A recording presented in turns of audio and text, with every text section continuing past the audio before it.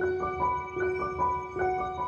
right, hey friend. So on today's show, my son Jason and I spoke candidly about our past addictions and how they impacted our relationship. But I wanted to continue the conversation here on social platforms. So if you think someone you love is addicted, I hope these conversations truly help you to help them get on the road to recovery, because it is a long road, but it is a road that leads to success.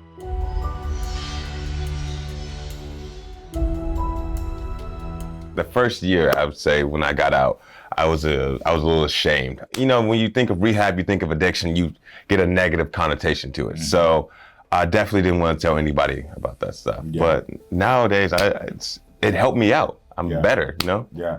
You know, that's an important thing for everyone at home to realize, is that stigma and that shame is what stops a lot of people from being honest with people in their lives about what they're going through or the help that they need. Because honestly, we all have to reflect on our own actions. And if someone comes up to you and says, "Oh, I'm addicted," is your first response a supportive response, or is your first response a judgment response?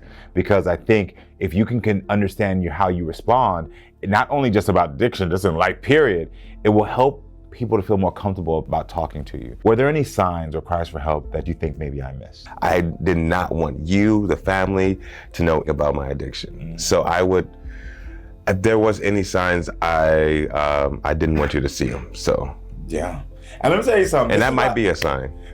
Oh, you know what? And that might be a sign within itself. Come on, Profound. there is something about that. Like, maybe there's something about when your children, you can see that they're not being as open or forthright. Yeah. Maybe that's the sign you need to say something they're hiding. But your behavior didn't change, because I didn't see a behavior change. Yes, I saw depression, but I didn't see a behavior change. You know, I'm glad you said that. I'm gonna think about that and really contemplate that, because there's something within, when there's not a sign, maybe there is a sign. Yeah. Meaning, when things just seem as if they're going too well, that's it. That's exactly maybe when what I was things thinking. are going too well, maybe that's the moment when you have to sort of check in and say, hold on, let's look at all areas. Do a deeper dive. Do a deeper dive. Yeah. So I want to know, when did you know that it was clear to you that you had an addiction?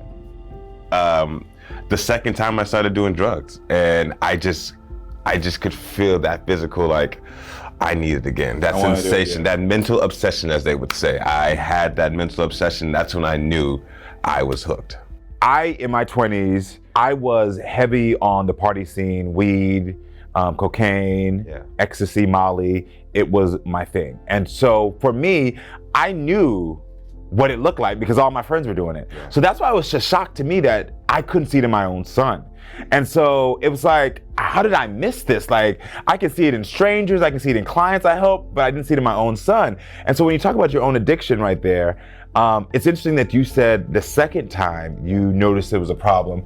For me, I didn't think it was a problem for a very long time, because it was attached to being social. You understood that there was addiction earlier. Yeah. It took me more years, because I was like, we're just young and at the club, we're at a party. It's not like we're, waking up in the morning, because I think media, they make it seem like addiction is a problem when you can't get off the couch and there's 4 bottles in front of you and lines of Coke that you didn't use. Yeah. It took me longer because of those images to say, I have a problem. So it's interesting.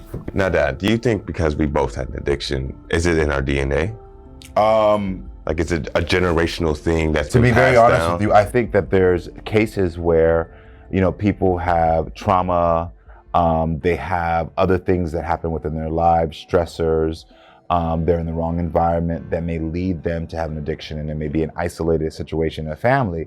But I do think that there is a large group of people who, if they witness addiction in their families, it does become, not more so in your DNA, but it does get sort of imprinted in your mind that this is a way to handle life. And I do think for us, it was passed down.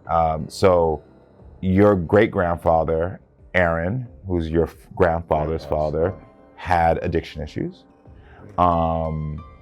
Your grandfather, as you know, I had it, and for you. And so that's why it was a shock for me that I didn't catch it, because I was aware from training that these are things to look out for. And as you know, I've always tried to work with you to break generational curses. So one of the things I don't know is that Jason is the first man in 5 generations in our family not to have a child before the age of 16. They thought that I was going to be the first one because I'm gay. And they was like, no, girl, it's not happening. And then surprise, 15 years old, right before that 16 marker, I was like, nope, we're going to do it. But for some reason, I still assumed that it wouldn't go to you because you were just such a bright angel. No, seriously, you were.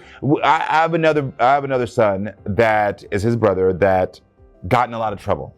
And I think this is something else that people should like really pay attention to. If you have multiple kids, sometimes it's easy to put somebody into a category and say this person is this. And so it doesn't allow you to see when they're sad, when they're depressed, when they're having anxiety, when there's an addiction, when there's something else going on, because you've already put them in the category of they can handle this. They're strong. They're the sweet one. They're the one that doesn't need any attention. And I think, if I'm really being honest with myself, I think part of that is why I missed it with you, is because I was like, Jason got this. Jason can handle this.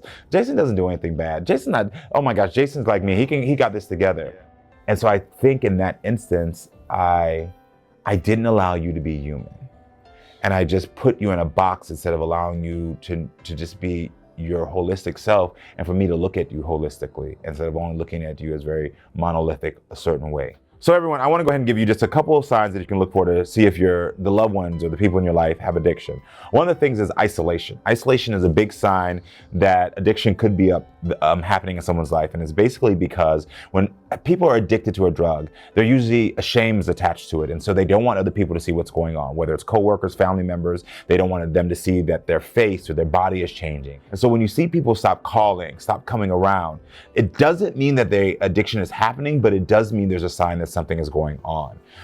You can also look at erratic behavior. That's a second sign. So if someone is erratic in the way they're talking to you, and this is not the norm of the pattern of how they talked, whether it's like, usually they're a calm person and now they're like always like on edge, or if we're usually on edge and now they're like mellowed out all the time.